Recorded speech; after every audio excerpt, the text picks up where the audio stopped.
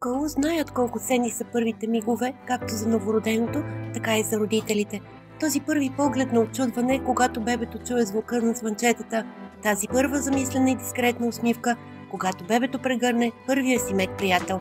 Този първи интензивен и засмян поглед, когато шумолящата хартия реагира на докосването му. Това е пробуждането за живот. Калу помага на малките да навлязат успешно в света, постепенно и деликатно. Калу създава кутия от мекота, пълна с грижа.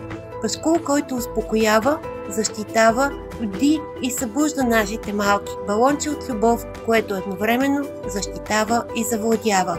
Балон, в който първите спътници на бебето са тихо успокоени и утешени.